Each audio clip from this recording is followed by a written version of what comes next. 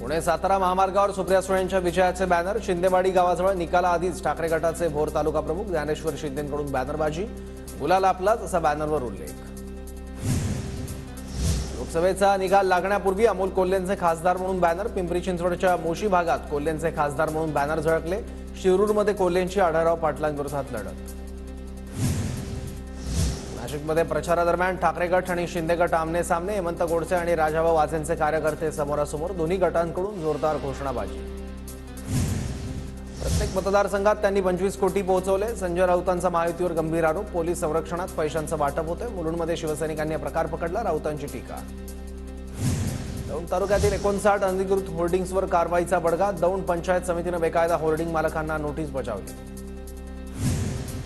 धनंजय मुंडेही आता जातीयवाद करायला लागलेत। मराठ्यांविरोधात पोस्ट करायला लावतात। मराठ्यांनी शांत राहावं, फक्त 1 महिना सहन करा। मनोज जरांगेंचा धनंजय मुंडेंवर निशाणा। आता राजकारणात उतरलं नाही, मात्र आरक्षण मिळालं नाही तर विधानसभेला संपूर्ण मराठा समाज विधानसभेच्या मैदानात उतरेल। मनोज जरांगे पाटलांचा इशारा। मोदींनी अर्धवट केलेलं राम मंदिराचं काम आमचं सरकार पूर्ण करणार। इंडिया आघाडीच्या पत्रकार परिषदेत उद्धव ठाकरेंची घोषणा।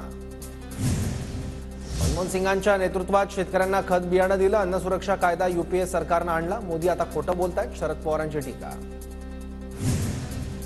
नरेंद्र मोदींच्या रोड शोसाठी भाजप नव्हे तर मुंबई महापालिकेकडून खर्च। रोड शोचा 3 कोटींचा खर्च मुंबई महापालिकेने उचलला। महापालिका आयुक्तांनी उत्तर द्यावं, संजय राऊतांचा आरोप। ठाकरे गटाच्या पदाधिकाऱ्यांना नाशिकमध्ये न राहण्याच्या सूचना। नाशिक पोलीस आयुक्तालयाकडून नोटीस जारी, तर पदाधिकाऱ्यांना जाणून बुजून नोटीस दिल्याचा सुधाकर बडगुजरांचा आरोप। नगरच्या कोतवाली पोलीस ठाण्यात संजय राऊतांविरोधात गुन्हा दाखल। औरंगजेबाच्या जन्मस्थानाचा दाखला देत मोदींचा एकेरी उल्लेख केल्यानं गुन्हा दाखल।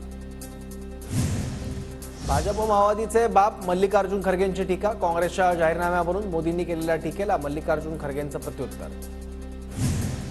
स्वातंत्र्यवीर सावरकर निवडणुकीचा मुद्दा नाहीत। मोदी विनाकारण चिथावणी देण्याचं काम करतात। मोदींनी दिलेल्या आव्हानानंतर शरद पवारांचा निशाणा।